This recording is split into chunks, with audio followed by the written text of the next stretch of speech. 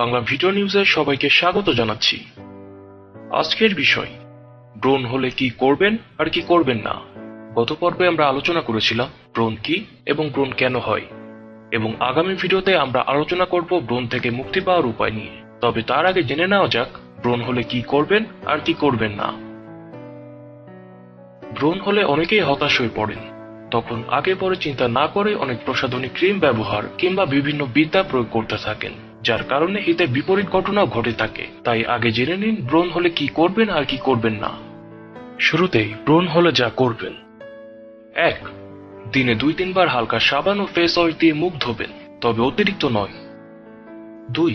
ব্রণ অবস্থায় মেয়েদের যদি মেকআপ করতেই হয় তবে তেল ছাড়া অর্থাৎ ওয়াটার বেসড মেকআপ ব্যবহার করবেন। 3. ছেলে মেয়ে উভয়ই মাথা খুশকি মুক্ত রাখার চেষ্টা করুন। 4. পরিষ্কার পরিচ্ছন্ন থাকুন এবং নিজের জন্য আলাদা তোয়ালে ব্যবহার করুন। 5. রাতে ঠিকমতো ঘুমানোর চেষ্টা করুন। 6. মানসিক চাপ পরিহার করুন। 7.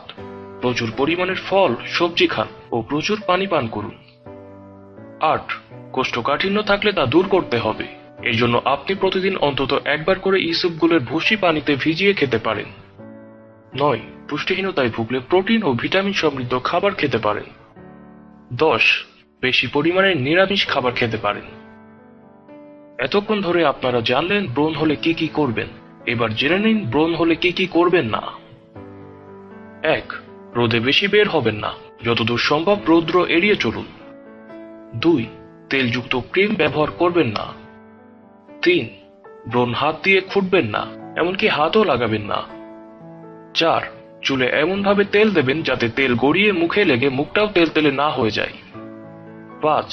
ব্রণ হলে একেবারেই আচার খাবেন না, তবে মিষ্টি চাটনি খাওয়া যেতে পারে। 6. আমিষ জাতীয় খাবার যতটা সম্ভব না খাওয়ার চেষ্টা করুন।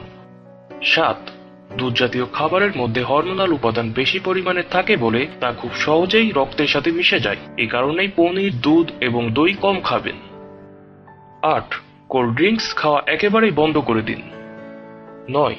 বেশি ঝাল মশলা যুক্ত ও তৈলাক্ত খাবার খাবেন না।